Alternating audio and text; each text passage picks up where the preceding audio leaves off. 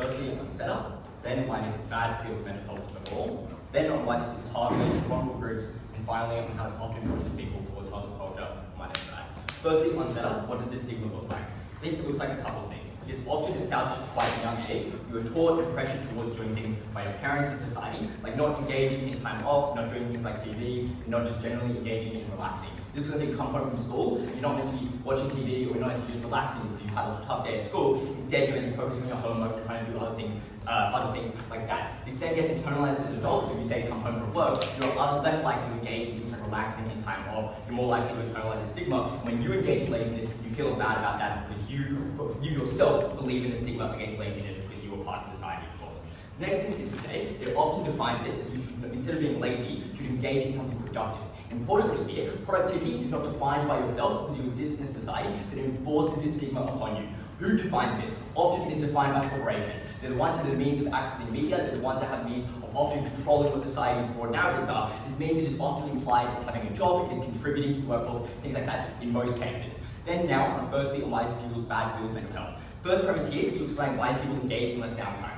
For two reasons. Firstly, we're simply trained to believe you should be productive, as I said before. This means you are less likely to engage in downtime because obviously downtime and relaxing and not doing things is not being productive.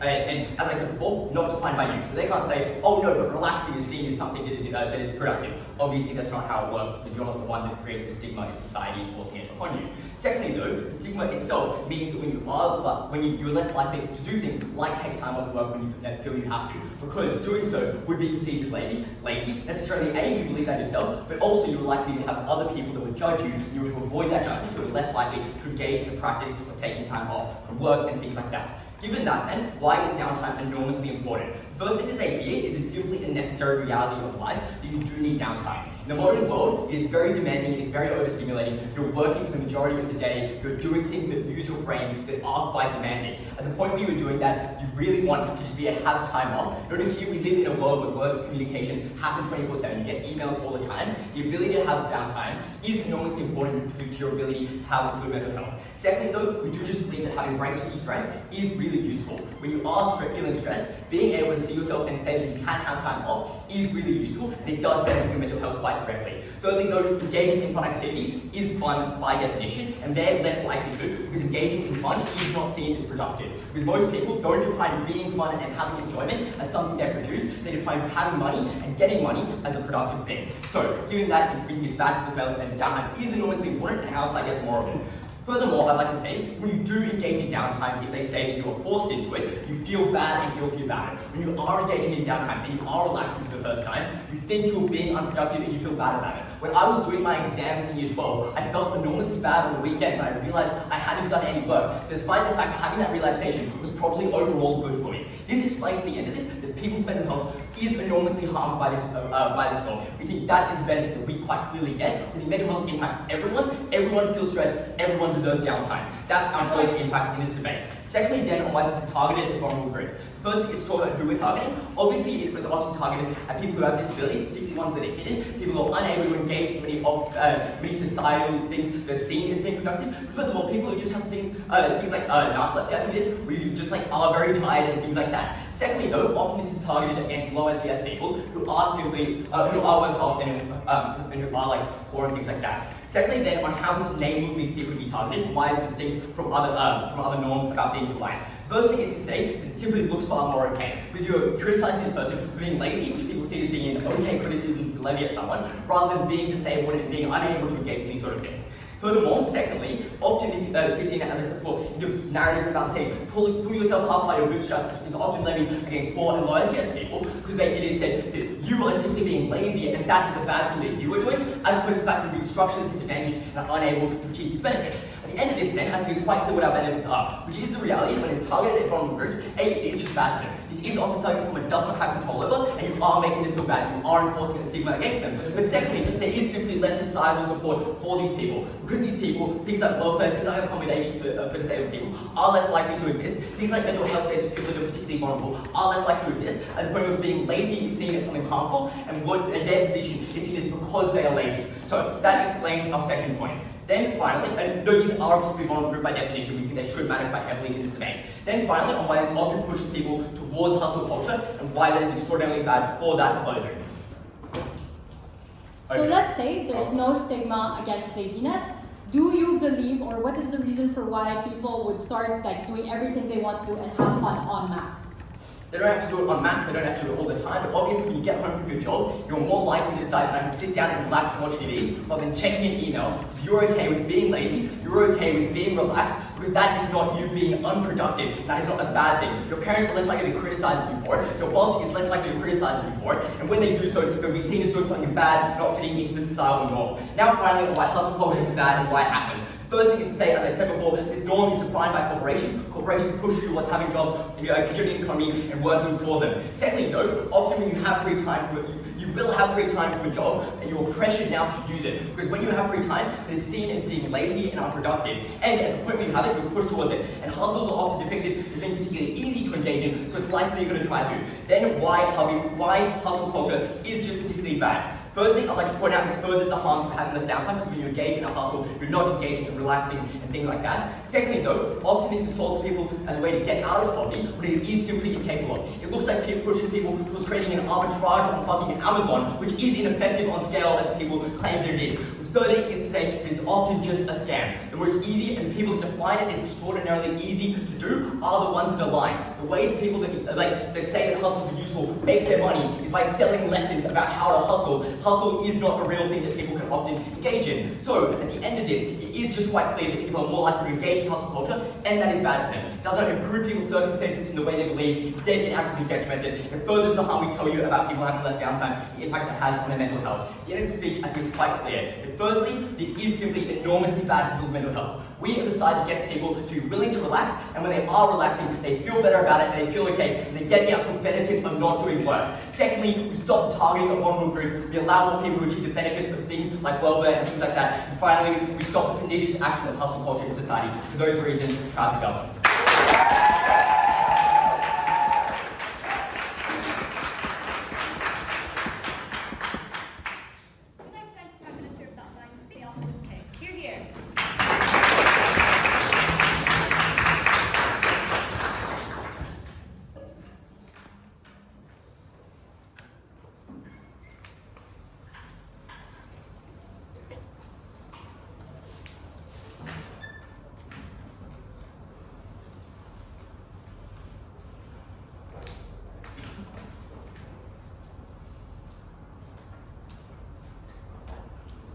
Sloth is one of the cardinal sins in the Bible. This norm is not informed by corporations. It has existed very obviously for many thousands of years. And what is interesting about this debate is that even as corporations have consolidated more and more power over the last 200 to 300 years, this norm has continued to evolve in a way that means that clearly it is not the barrier behind people getting workers' rights. Because things like mental health days, things like a 4-day work week, are something that corporations themselves are increasingly offering and pushing to people because they want a productive workforce, not a mentally ill one. That, I think, alone takes opening government almost entirely out of this debate. Because it is not enough for them to give a bunch of abstract structural reasons on why maybe this norm prevents workers' rights. They do have to deal with the empirical reality that it has not done so in the past, and that in fact workers' rights have continued to get better across the world. So let's talk about what the stigma actually looks like in 2023 and why we ought to support it going forward. The first thing to say is that often this is enforced in a positive way as well. So it's not just shaming lazy people, it's also rewarding hardworking people and seeing them as being morally deserving. The third thing to say, or the second thing to say, is that it is usually done in a way that is relative to people's perception of your actual capacity. So disabled people, children, elderly people are not expected to work as hard as able-bodied adults. The second thing to talk about here is that this is something that is changing. I would suggest if you ask the median person increasingly, who do you think is the laziest type of person, they would say a landlord is, and that would be true. So what is important to say here is that this is not a narrative that is controlled by corporations. It is a narrative that exists in common parlance that ordinary people often define and control themselves. Like it is not true, for instance, that Goldman Sachs is running TV ads or trying to subliminally brainwash you into working harder. This is something people discuss amongst themselves. People discuss this in their churches and religious institutions in primary schools and with their families. And that is why this is something that increasingly is being used in very good and progressive ways. It is, I think, the main and most important narrative of things like labor rights movements, which say the reason you ought to pay people beyond just their bare economic contribution is because they're hardworking, because they have moral value. value, because laziness of bosses does not warrant them getting all the profit. The hard-working nature of a worker means that they should have things like mental health days and better pay. And I think that the challenge I want to give to government bench in this debate is to ask them what other narratives would exist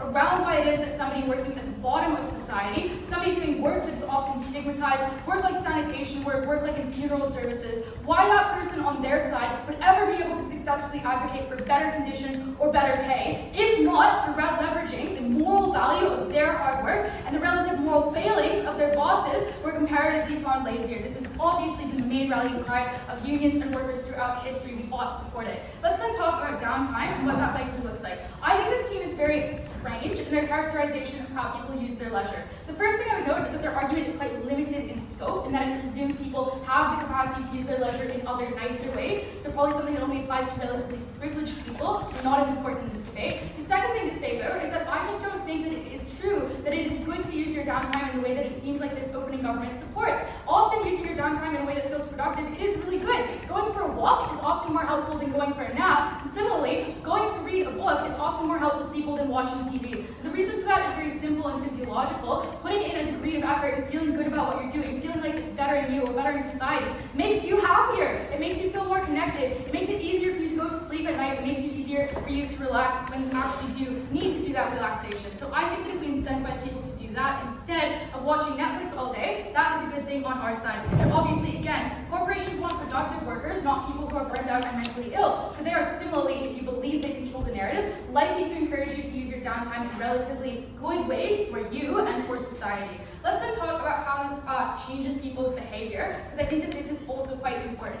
What I would just note is that I think that on our side, when you value hard work and you shame laziness, people take a lot of joy in working hard, and for most people, the question of whether I work hard or not isn't a real one. Most people have very little choice on whether they get to work hard or not. Most people in the world live in the developing world, where they're coerced by capitalism, where they're coerced by lack of money, where they're coerced by the fact that stronger states took from them, and now they need to work twice as hard as everyone else to succeed. That means that it is not a choice. They're going to be forced to work hard either way. What is important is that we give those people, I think, a much greater sense of internal satisfaction when they do that work. Because they don't just see it as, producing a garment. They see it as working hard, and that's a moral good. It makes them a good person who deserves rights. It makes them a good person who deserves respect. And that is critical, because otherwise, I think that those people do not just do not have a way to feel happy about their day-to-day lives unless they have a sense of moral value and contribution past just their bare economic production. I think that is incredibly important. And if you care about people who are disadvantaged, people who are working hard on both sides,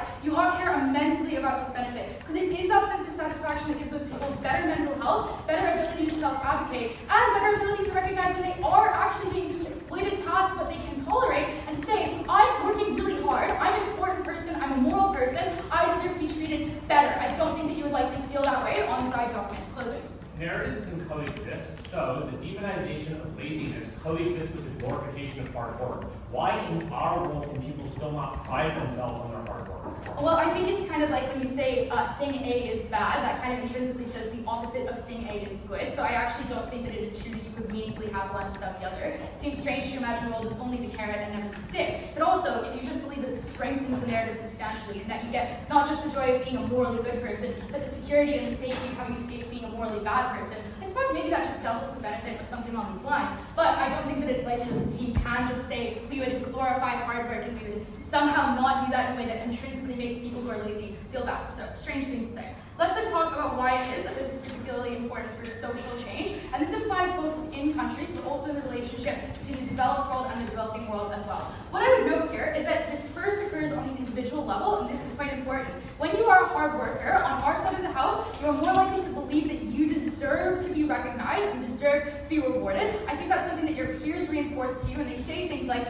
it's not fair that you're being treated this way, you work so hard, you deserve to do better, you deserve to be recognized, so that strengthens it. And the third thing to say here is that when you get that sense of satisfaction from working hard, you also have more energy and capacity to do things like network with others and organize and feel like you're doing so in a moral way and in a good way and in a socially important way. Which means then that you are able to generate social change to a far greater extent on our side. And that social change is something that both happens from people pushing, but also from other people giving. Because what is really important here is that I'm a pretty lazy worker, to be honest. I work in the civil service in Australia and I produce very little. But when I see people who are less privileged than me advocating for themselves and saying, well, I work 12 hours a day at McDonald's and I deserve to be paid more than $10 an hour. I think, hell yeah, brother, you do. You are a hard worker. You're more moral than I am. I should pay more for my McDonald's burger if that means it goes to you. And that is incredibly important because it is only on our side that the people in power feel a moral pressure to give to the hard workers of the world. For those reasons, stand with the workers, do not stand with lazy landlords.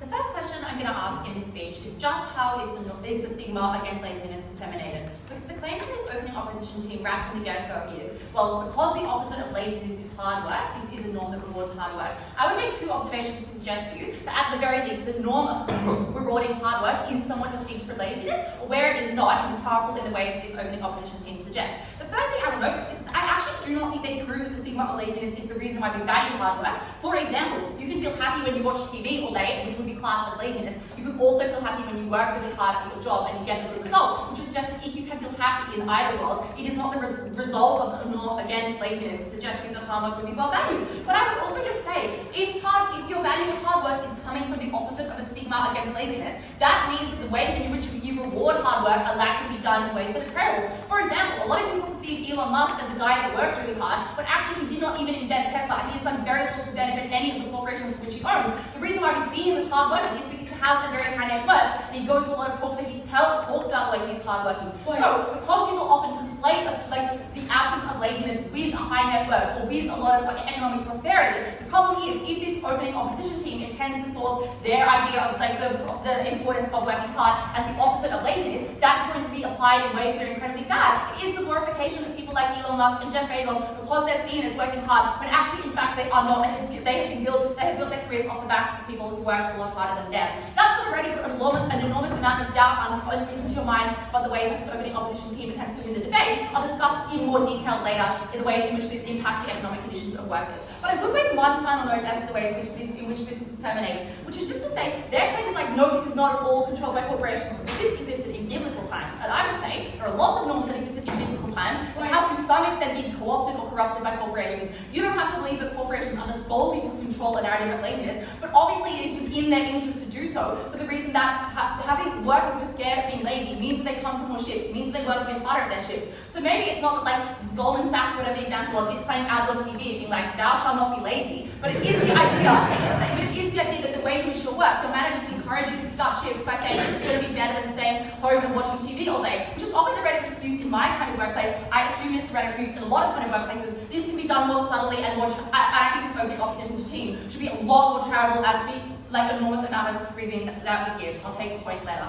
Let's now deal with the main push on mental health. But the framing I want to give at the start of this argument is two observations. The first is that modern life is incredibly demanding. That's for the reason that we have access to the internet, which means that often people feel pressured to continue to do their work life at home for the reason that it is so much more accessible than it has traditionally been. And the second is that having downtime often causes you to spend your time in ways that are far more long-term fulfilling. I'll discuss this later, but the broad idea is work can often be fleeting. You can often be fired without cause as soon as there is a recession and your company feels there is no longer a need to employ you, or they're scaling back, or they're restructuring, or something like that, which is the main problem with one of this opposition case, which is suggesting that people should put a lot of pride and value into their work. Obviously, it is nice to do so, but it should not come at the expense of finding other ways to feel happiness and finding other ways to feel fulfilled, because that is so much less fleeting. If more people did not feel a stigma against being lazy, maybe more people would call off of work one day a month to spend time with their children instead, or to spend time with their family, or to do something like that. And I think that would be a worthwhile trade-off for the reason that often ties that you make with family or romantic partners or friends are far more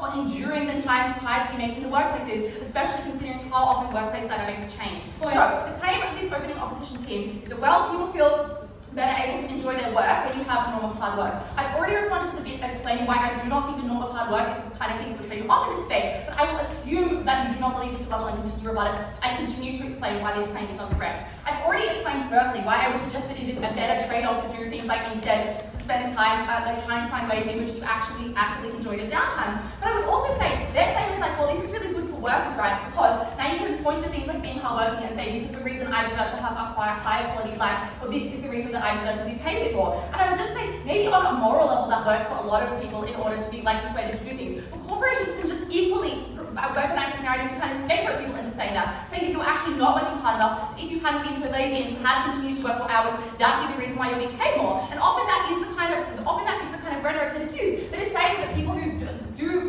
jobs in more like for example as being a professional cleaner or being a professional cook are seen as more lazy because they haven't pursued tertiary education in those kind of ways, which is a lot of hard work. So I think that norm is equally weaponized by corporations, and insofar as we believe that, I do not think they get any of the kinds of benefits that they try to prop. Things like having more improved workers' rights and things like that, I do not think materialize, because obviously as long as corporations do not have an incentive to give people higher workers' rights, I do not think they would be willing to let this law manifest in the ways that opening opposition suggests. And I actually just do not think it is true that their claim is well, regardless, corporations have an incentive to do this because it is really good to have productive and non-burnt out workers. And I would just say for many corporations, no it's not. The more burnt out you are, the less likely you are to campaign for your rights. The more burnt out you are, the less likely you are to look for other jobs, the more likely you're just to start up the condition that you're in and continue working in that kind of place. Which is basically why it actually very much is in the interest of a lot of corporations to keep their workers relatively unhappy, keep them unengaged in downtime. That is the reason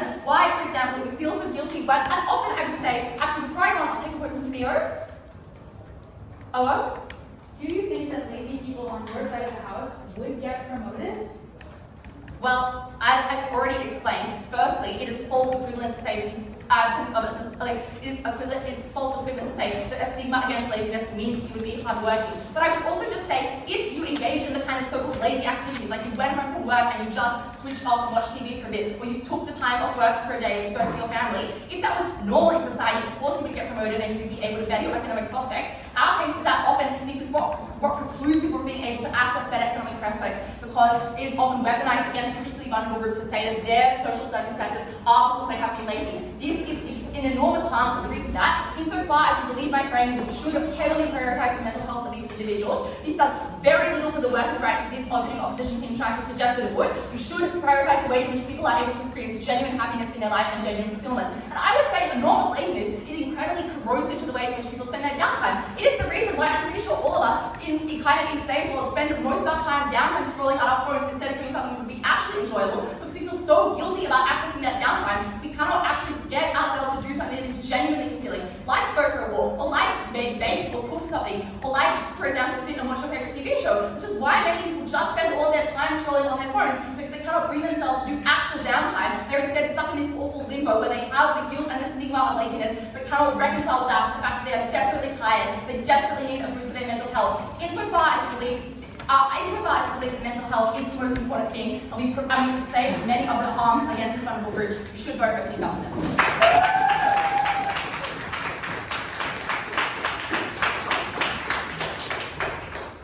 We'd like to thank the DPM for help out. Here.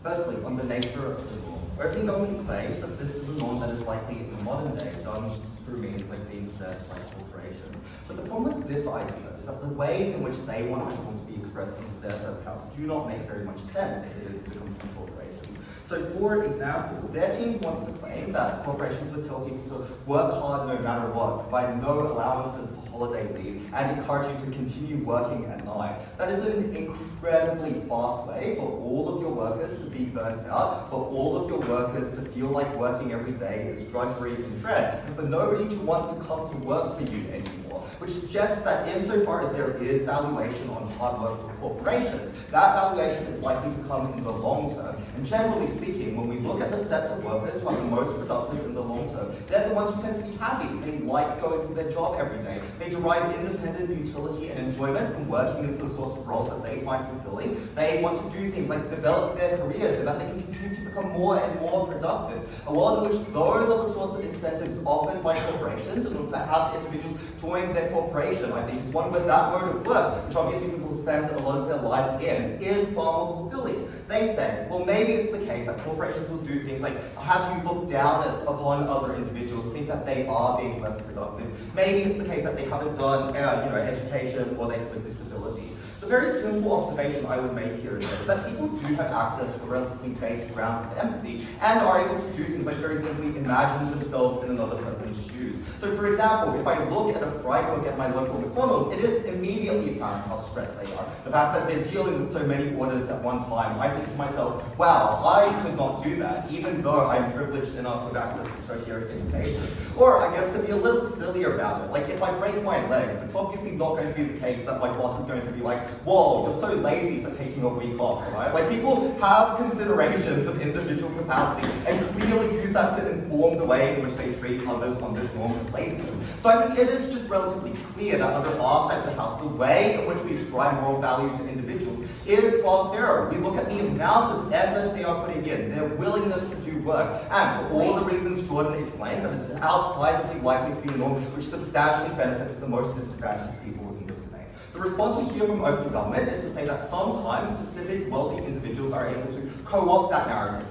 The first observation I would make is that the only examples they use to justify this is just to suggest that Elon Musk is particularly wanted as someone who is hardworking. Maybe that's true of like blue checks on Twitter, but it's clearly not true of the vast majority of individuals who obviously, so deem themselves identified. I recognize that there's been a whole lot of exploitation onto the part of the world, nor is it recognized by shareholders who can observe like the rapid decline of Twitter's stock value and therefore can intuit that this person probably is not doing a very epic job. There obviously are external accountability concerns in this debate. And what that means in context is that individuals can and do relatively accurately identify the relative capacity of individuals. The final observation they make is that maybe corporations can do things like impugn this narrative of laziness upon their workers, even where it doesn't make sense. But the problem with this is that individuals already have an internal mechanism for when they get tired. It's called tiredness. That's something which is biological, which everyone has immediate access to. They're able to understand the point at which they're no longer able to work in the future, which means it's uniquely under our side where we give you this particular signal for recognizing I have worked very hard. I have been a very strong and hard worker, and that means I uniquely am enfranchised to my rights. That, I think, is far better under our side of the house. I'll take it over here. All your benefits rely on people being supported for working hard at a job. Surely that means our characterization of laziness is often being not contributing to your job, like not checking your The problem is that I think this is inconsiderate of the many ways in which individuals can continue to a job. So, for example, there is a recognition that doing things like relaxing is something which is an important part of the recovery process for long-term productivity, something which I already observed is the actual metric those corporations care about. Because things like doing mass trainings and hiring and firing are obviously quite expensive. You need to do things like pay severance packages, take on onboarding costs, do things like recruitment. It's much easier for those corporations just to let you kind of live your life to a somewhat acceptable standard. Obviously, we can empirically observe this with the increase of workers' rights and the status quo, which is clearly a world with this form of stigma. Let's look then at particular individual benefits in this space. The first thing I want to do here is just directly respond to claims of doom scrolling from open government and look at sort of individual utility of downtime. The key observation I would hear is that you actually only get things like doom scrolling or particularly unproductive behaviors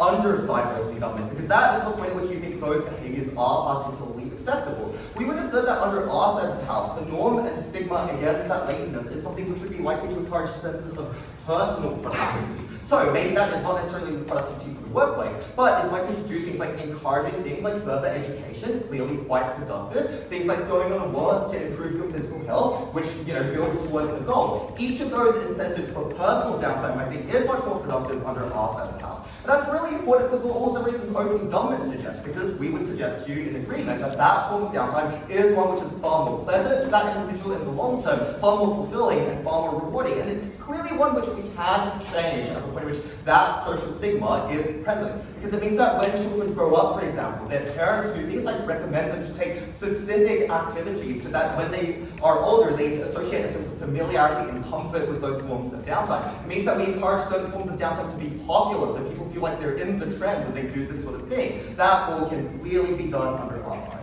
The final observation I want to make here, though, is just to analyze what this meaningfully does for those sorts of individuals in the worst cases. Because I think Jordyn already has concretely proven why this is something which is particularly good for example, the labour movement. But what I would suggest here is that in developing countries in particular, the access to a particularly strong sense of motivation is really important. The first thing here to observe is that often it is the case that these are individuals who are in the most privileged circumstances, who do need to work the hardest no matter what. And in that context, we obviously give them some sort of solace. But the second observation we would make is that this is a context where it's particularly important to work hard, even from a very early age. For example, the pursuit of a particularly strong degree of education, so you at least have a chance to escape poverty. Or, for example, working really hard so you can accumulate capital in the short term, which obviously requires sacrifice, but allows you to do things like invest in your superannuation in the long term. That is a world where we think individuals are just much better off under our side of the house, where those people do have the financial solvency to do things like live higher qualities of life in the long term. That is one, I think, in which they do just end up far better under our side of the house. I think, given all of that, it's clear that the norm of laziness is not just something which is exclusively applied to the workplace. It's something which pervades and seeps into every aspect of your life. But I, for one, think that, I just experience more joyous, beautiful moments like debating, insofar as I give it a shot. It seems a good thing.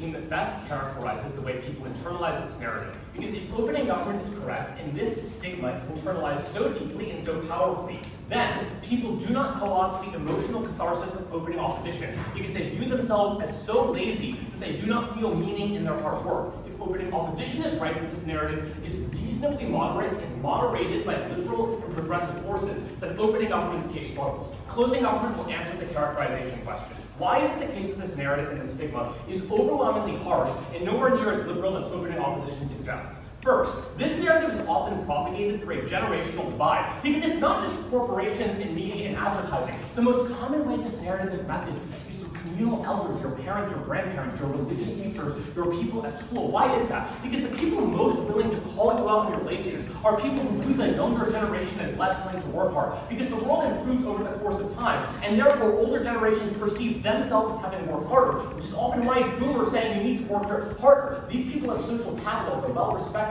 There are norms that do not glorify those people, which means when your grandparent is the person telling you, you need to work harder, you are being too lazy, that message resonates and is substantially stiffer than opening opposition acknowledges. Second, this narrative and stigma become self-reinforcing over time. Why? There is a preemptive fear of being stigmatized. So people are unwilling to talk about their own experiences with laziness for the fear, even if it's not well-founded, that other people will subsequently view them as a worse or less good person for it. The problem then is there is a self-selection effect. The only people talking are people who are talking about pulling all-nighters, about putting in enormous amounts of work. People don't discuss as frequently their experiences with laziness, which means you now increasingly believe believe other people are substantially less lazy than they actually are in reality, which means you feel a pressure to conform to that as well. Third, there is a race to the top effect on their side of the house because people need to feel and often feel a need to prove themselves as the least lazy. That's why lots of people brag about how few hours of sleep they get, right? Because the fear is, if laziness is stigmatized, then I must prove myself as the least lazy among us, which therefore means other people in your social circles over time intensify this narrative. Even if this is a bottom-up narrative for opening opposition, that gradually radicalizes the force of the stigma. Fourth, this narrative is often connected to people's internal sense of self-worth. And here's why. Because narratives impact people at specific junctures in time. It is not true that this narrative monopolizes your thought process 24/7, 365. The time when people are most receptive to this narrative is when they are at their lowest moment. It's when you can't get out of bed, it's when you're feeling depressed, it's when you're crushed by life and by difficulties. Here's the problem. In that context, that is often when you are the most lazy or the least able to work hard. But it is also the time when the narrative is internalized in the worst possible ways. So maybe opening opposition is right. The stigma is not nearly as harsh as government meant to describe. But in the mindset of a person struggling, who can't get out of bed, who can't push themselves to work harder, the way they interpret the stigma is that I am a bad person. It's not just that laziness is bad, it's that I have no hope of succeeding in the future, which often beats opening opposition's material on working harder. Because the way that you overcome those moments of difficulty is by feeling like you have it within you to be a better person. But you never get that on their side of the house because you internalize this narrative in the worst possible ways. Fifth, this narrative often encourages people to pursue fake forms of productivity. There's this terrible trend on TikTok you've probably all seen where people like post themselves doing things that look productive. Like, look at me journaling, look at me writing lots of shit in my calendar. But it's totally useless. And the reason people do that is because they often want to distance themselves from the narrative. The way they do that is when they are lazy, they want to be watching Parks and Rec as I do. What they instead do is to engage in performative displays of non-laziness. This is bad independently, because it often just means that you would be lazy on either side, but you are less effectively lazy on opposition, because there's a weird filter of how can I look the least lazy from my friend's perspective. But it also is actively harmful for the way this narrative manifests, because it worsens the perception that you must be the hardest worker. All of this analysis proves that opening opposition may be right, but this narrative has the very best of intentions. It is messaged by corporations with good interests. It is spread through media with moderate incentives. But the way it is messaged, discussed, and internalized is substantially harsher. Why does that put us over both opening teams? It fills a pre-gap in opening government's case. Why is this narrative as brutal as opening government describes? And it answers the vulnerability in opening government's case. There are many narratives in society. Why is this narrative the narrative that causes people not to work, not to rest, not to give themselves a break? Closing government provides the answer to that key question. But this also beats opening opposition. Why? Because it answers their imperative claim. Opening opposition says, look, there are emotional benefits that come from feeling like you are not lazy, but our extension says you do not identify as that type of person on their side, because this narrative imposes a loftily high standard of what it means to not be lazy. So even if you're working 14 hours at the McDonald's shift, you never feel like that is sufficient, which means you don't get the solidarity for opening opposition, and you rarely get the emotional catharsis. Before I finally deal with opening opposition's positive material, It's only the most idle people who can indulge in the forms of fake productivity you describe. For somebody who really needs to work, they would never brag about pulling all-nighter, obviously a stupid thing to do, and this narrative just does not apply to people who really do need to work. No, that's not the claim. The claim is that people on either side of the house have some time to engage in rest or work. The way that people who have time to rest talk about their rest intensifies the extremity of this narrative. So even for the people who never have the opportunity to rest, the narrative is still extreme. Let's then deal with opening opposition's competing analysis. Opening opposition's claim is this narrative does two things. One, it is moderate. Two, it helps workers' rights. Let's start on workers' rights. 3 ways they worsen them on their side of the house. First, activists are the key linchpin for any labor movement to succeed. You need unions, you need organizations, you need movements. The problem is that those movements often face initial difficulties and hurdles. The problem is if people are overly obsessed within labor movements on working as hard as opening opposition describes and portraying themselves as we are the hardworking people who deserve better compensation, it often leads to burnout. It means that you might protest very difficultly for the first 6 months, but subsequently fade out. Second, activists often grow divided on their side of the house because you are perceived by other people within labor movements as being insufficiently hardworking because you always superimpose a standard upon other people that cannot be met. But third, they rest worse on their side of the house. And here's why. Because opening opposition says the reason this narrative is good is because their discourse, but the discourse is actually bad. Why? Because people are scared of talking about these things. Here is how I rested. This is the benefit I received from it. And the reason why is because there is a preemptive fear instilled within you as a child when you're a student at school that you will be seen as a worse human being for it, which means different people need different types of rest. And the way that you understand that is by talking with other people to hear their experiences. You silence that discourse on their side of the house, thereby flipping we propose.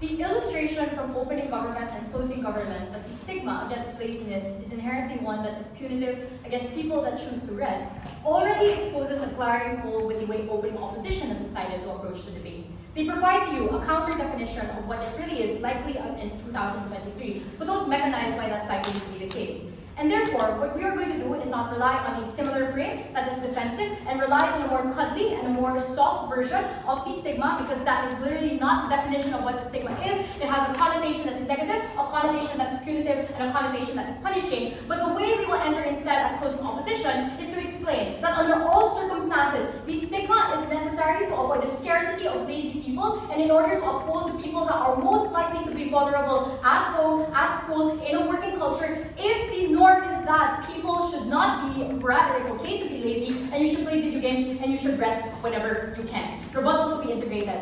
First, let's explain why the norm in society often is still anti-lazy. What we are going to explain is that there's a stigma against laziness, and it is being competed with by young people, and CG concedes to this. There are 4 ways that this manifests in status quo. The first is upper middle class who are lazy because they have a trust fund and something to fall back to in the event that school and work fails. Second, it is the lying flat narrative or culture of typing that is spreading across Asia and other cultures. Third, it is things like gentle parenting from Gen Z and millennial parents who want to overcorrect through white younger parents and through coddling and babying their own children. Fourth, it is individualistic social media narratives, MG says this as well, from people who live comfy lives. And what this means is that there is an importance to push back against the culture that welcomes everyone homogeneously to be a lazy individual. This is manifested in people who are relatively privileged, and status quo encourages them to do so. What we are going to explain also is that there are some people who will be hardworking either way, so this more is towards the individual impact. There are 4 reasons why this is likely to be the case. The first is because of economic drivers. A lot of them are the breadwinners of the family. The parents are no longer able to work, for example. Second of all, cultural and personal reasons. A lot of those under the Asian diaspora are overseas Filipino workers who have to succeed regardless of the world that they live in. Third, it's personal in value, the fact that you enjoy in the grand set. Fourth, they may feel, for example, like they will be executed from school or left, for example, away or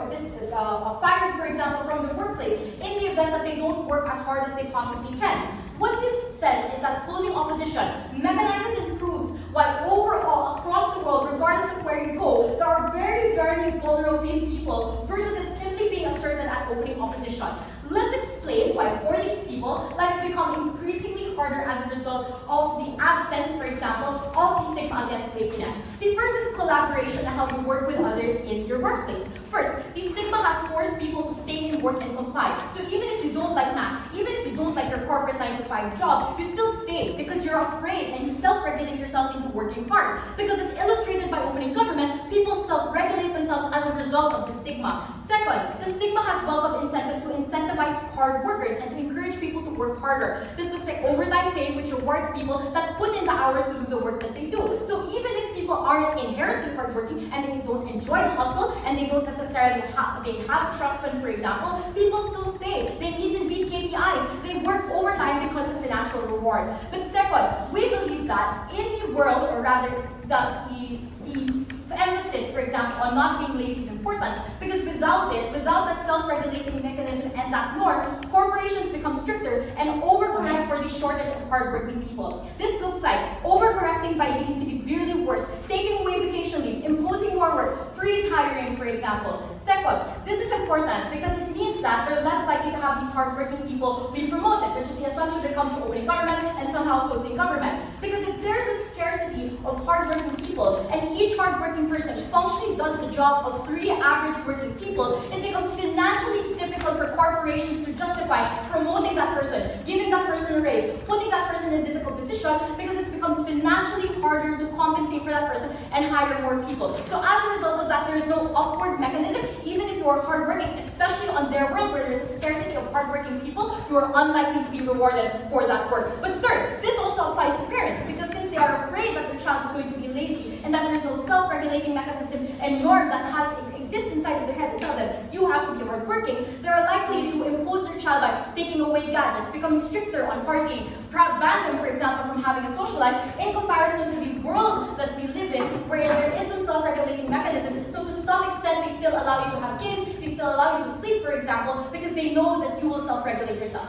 Before I go on, okay. What you just described is when people are likely to work hard because of a damaging stigma, surely then it is more important for them to feel rest and fulfillment by being able to actually access quality downtime. So no, what I am explaining is that while it is true that rest is important, for a lot of the people, the option to rest does not exist, and you further entrench them in the absence of that option if the norm is one that is in favor of becoming lazy. Let's talk about the counterfactual: reward systems, support, and accountability. First, how does this change the other people that you work with, and also the ones that rely on whether or not you get more work? They continue to work. This is people that exist in the workplace, exist in school, they don't ghost you, they don't lie flat, and therefore you can offload work onto them without for fear that you are unable to meet and beat your KPIs or submit your project on time. You share the burden of working, and it feels comforting because you know that you struggle together in working and doing the job. In comparison to their end, if those people continue to be lazy or choose to lie flat, any form of support that they give you in the workplace and in school is meaningless because you know that they're choosing to be lazy while you have to work hard because you have no other choice.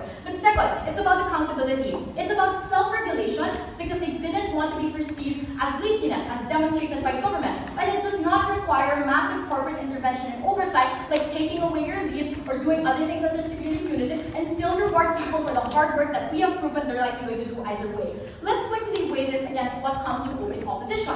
Why is this better? 4 levels. First, it is not contingent on the impact of pride, which we agree is uncertain, because there's some kinds of work that is inherently dehumanizing, inherently life-depleting, and therefore the ability to feel pride is not instantaneous on opening opposition.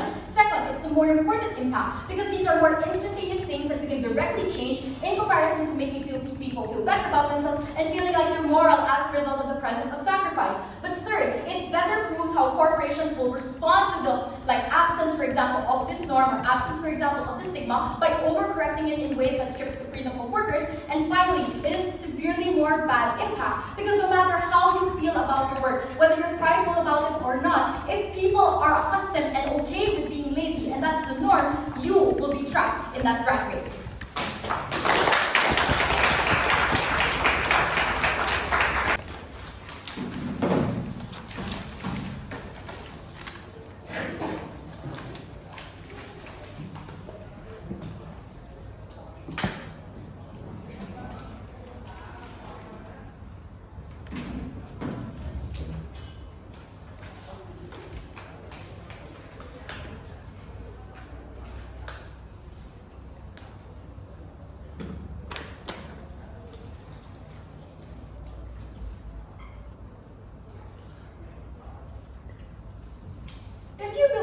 Extension that the vast majority of people in this world don't have a choice to be lazy and have to be hardworking and work at their jobs. And presumably, getting people to work a little extra harder has diminished marginal returns and doesn't really have a huge benefit. Whereas reversing the stigma probably means you can massively access all of the benefits that Gov wants to talk about. I'll firstly deal with O and then talk about skill.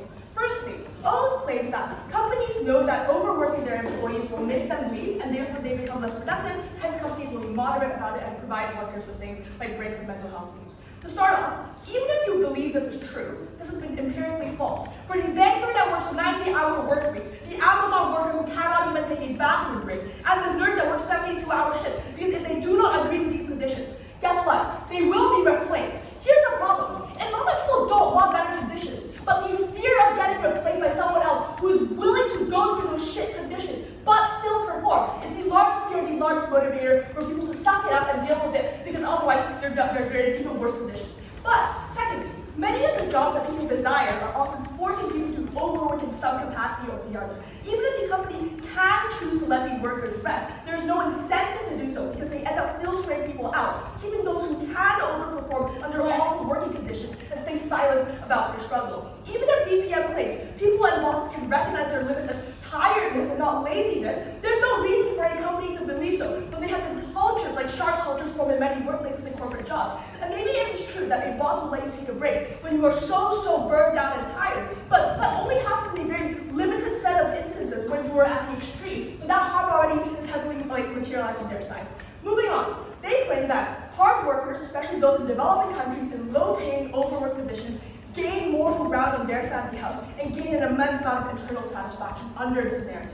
But here's why this actually creates bad cultures, especially among those in labor-intensive positions of society. You can't believe assembling 600 garments an hour is hard work and you are proud of that. But here's the problem. If you take immense moral claim and pride in hard work, you are then more likely to shun and shame those who do not do as much as you. Here's the problem and here's the way. The most hardworking and overworked people feel pride, but that harms and makes everyone else who doesn't do nearly as much feel really bad on their side of the house. Why is this bad? Eventually, you create a race at the bottom for working conditions.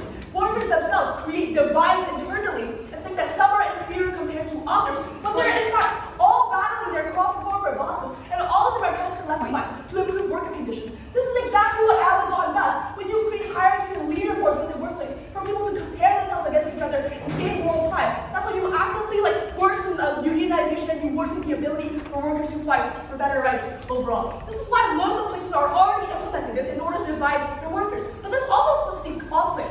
It's even harder for the overworked to feel satisfied in the long run when the bar what is actually considered not lazy becomes ever increasingly higher on their side of the house. So actually all their impacts end up diminishing in the long run. Moving on, Octo claims that low-paying people, even after they work so hard, can now better recognize what their limits are and their rights, and therefore say no to anything more, hence better collectivize and better take action.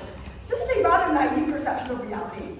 Wants to give power to the Amazon worker who literally has a tab to count the number of items they package per hour, when they're already easily replaceable. But we also flip this. The discord on their side of the house has actually decreased when people are scared to speak up, otherwise they feel people will think they are lazy. So actually it is harder for individuals not only internally to recognize that they are not that lazy, but it is hard for them to voice it out to other people. And by the way, you need to satisfy all of these conditions for their impacts of better working rates and better fights for labor unions to even materialize in the first place. So I think at the end of the round, I think you actually prove their impact ultimately.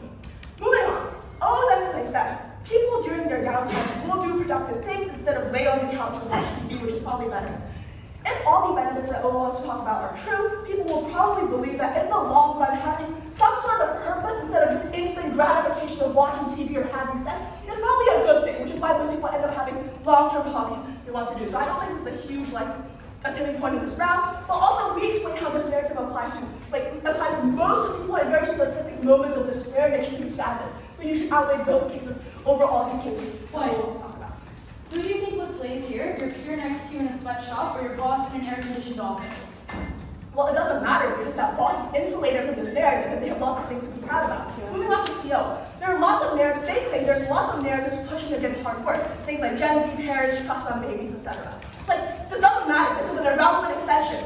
The most privileged people that CO wants to hang their case on are the most insulated from the stigma. Why? Look at rich people who have plenty of things to be proud of. When you show off your supercars on the internet, maybe you get some backlash, but loads of people still look up to you, and loads of people still want to be you, and they envy you, and they hate you. But it doesn't really matter, because who are you to say anything if you're poor? Who are you to say anything if you're poor in those conditions compared to those who are rich on the internet? Wait, you can't believe all of these narratives exist. But here's why they're outweighed in the status quo. Maybe you believe that Gen Z parents generally are a little bit less pushing of their children compared to older people. But it doesn't erase the fact that loads of people have incentives to want to work hard. The fact that a lot of these parents only come in newer generations also means that the narrative is nowhere near as strong as all the pre-existing empirical narratives that Owen wants to talk about himself. Moving on then. CEO's second claim is the most overworked workers will have to work even harder to fulfill productivity gaps of slightly less hardworking people right now. One, this assumes that we have a shortage of hardworking people. The reality is, the vast majority of people in this world don't have the ability to slack off without consequence. In any job position, it is almost certain that if you fall below the median of your workplace, often you get cut in your job. It is unclear to you what the scarcity of hardworking people even is in the first place. But also, they are filling in different jobs. The people affected by the lie-flat narrative are upper middle class. Factory workers are not benefiting from this on their side of the house, but it's unclear what benefit they put on to workers.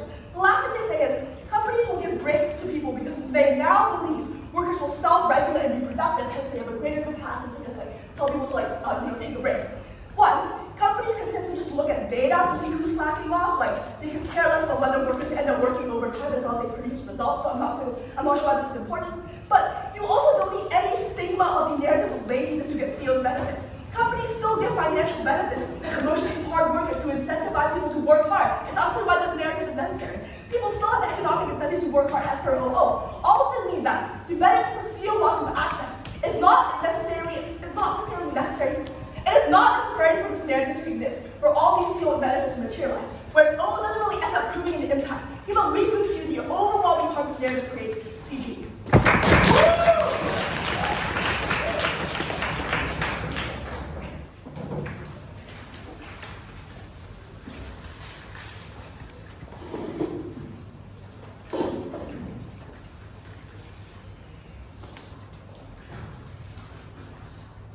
The extension we hear no response from government to it is unfortunately the most important argument in this round, which is that the incentive for corporations to overwork their employees stays the same, because they want to reach the bottom line, because they obviously want to outcompete other corporations. But if there's no social narrative that allows them to, for example, harp on that and use that, instead they will use it and implement it with force. That is, for example, passing punitive policies that discourage laziness, like taking away your vacation days so you don't have any preference for laziness because they don't give you any off time, not paying you for overtime, requiring that you work on holidays, on vacation, instead of vacationing. The reason why this is important is because, one, this impacts everyone. Any person on government side that has the intention to determine their preferences or to enjoy life, it is taken away from them. But secondly, it impacts, more importantly, vulnerable actors who are forced to work anyways because now they are put in literal corporate systems of slavery where they have no ability to opt out unless they want to have a job. What are the responses to our case? The first is on diminishing marginal returns. The first is that is not the case, right? It's not the allocation of your work. That is, for example, it's distributed to a team versus it is concentrated to one person. So I actually argue that there is no diminishing marginal return. It's the same amount of work, but who do we specifically allocate it to and how that split works. Secondly, I think this is actually self-defeating because it can be used to respond against your own case. If it is true that from a young age you were indoctrinated by your parents to, for example, always prioritize hard work, when you do enter the corporate world, I actually argue it doesn't harm you that much because your entire studying ethic when you were in high school is to never take a break. So if you go to work and you never take a break, I think you're probably used to that, so the harms to the individual person are not as much. The second point on unionization. The first is that they don't prove the comparative, right? They illustrate problems with unions and say as to why it could potentially get worse. They don't prove as to why unions will never succeed anyways under our side, so I'm not sure the extent to which you can credit that argument. But secondly, here's the flip. It's even, so their side is that if there is a union, it is harder for you to fight things. My response is the flip is, people won't even form unions in the first place, or a union cannot agree on policy in the first place. Why? One, there are less people that feel overworked by the system. In order for you to join a union, you have to feel as if, for example, you feel very personally or compassionately wanting to join that union because it comes at the personal cost of potentially getting fired. Or, for example, potentially losing time on this project. So if people don't feel as if they're constantly overworked, they don't feel as if it's something they ought to fight for, you don't have people opting into that union in the first place. But secondly, there's just less willingness to, for example, push on a unified policy. So people who overwork obviously want more compensation for overworking time and unsure as to what type of policies, if you even have that union, will people fight for. Let's weigh against opening opposition. Firstly, Bea shifts the context and the comparative of the debate to the stigma against laziness is a necessary counterforce against rising norms and conditions that promote laziness. And this has two implications to the debate. The first, that people getting relaxation and opening government is probably symmetric because the ways in which you gain relaxation are becoming easily more available to people and more acceptable. But secondly, the question then is how do people regulate their laziness, and Bea gives you a reason as to why that isn't the case. To be clear, opening opposition does as well, but the crucial difference is that we prove as to why people who are unable to regulate their laziness come at the expense of people that are forced to work in the first place, so there's a direct harm happening to an individual there. But the second thing we hear from opening opposition is that people get joy. The first thing is that we frame the counterfactual that people are likely to become more overworked. So if you view that joy is important, then you also probably value that unhappiness is very, very important, that you prove on via speech. But secondly, joy is not inherently valuable to the blue-collar workers that are forced, for example, work anyways. What is more concrete and what you ought to credit is, for example, the ability for you to get a promotion,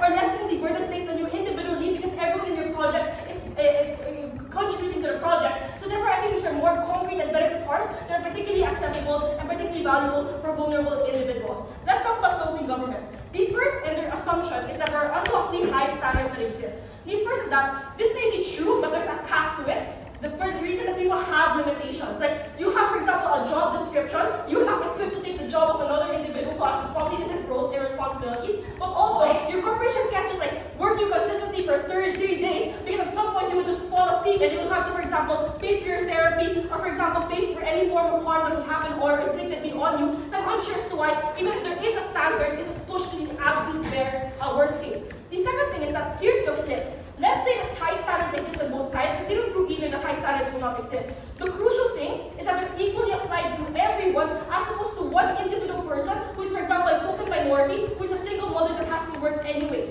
That is, for example, your boss's expectations get higher on you individually. You are singled out more. You are never going to get promoted, because if you do, they have to pay, for example, for more 3 people to get you instead of, for example, just keeping you in that same position. So therefore, you're the only one that is complying with these harmful standards that CG themselves demonstrates. Secondly, their characterization is inherently self-defeating. Why? Because if it's true that the repercussions on you not working is so bad, then people would pull themselves together to work. And that's why it's important. Because I actually argue that if people are in their lowest point or rock bottom or cannot benefit themselves, it's very hard for them to pull themselves back together. So that's the flip. People need motivation. People need to feel bad that they are sad, or else they will be sad all the time, because biologically we accept sadness more as opposed to happiness. But secondly, on the point on reinforcing time, what is the converse, right? I think that you would have to give time regardless. What is crucial is about the way that you feel about the time that you're giving. At least on our side, we feel good about the sacrifice and productivity that happens. The last crucial thing I want to highlight here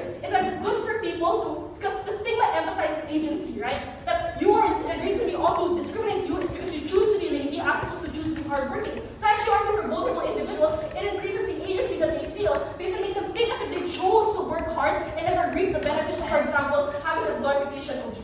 Corporations have an incentive to cut vacation days and make profit in either world. The problem is that they are far less likely to get away with this policy and find workers willing to work when those workers are not scared of the stigma of being lazy and taking that vacation.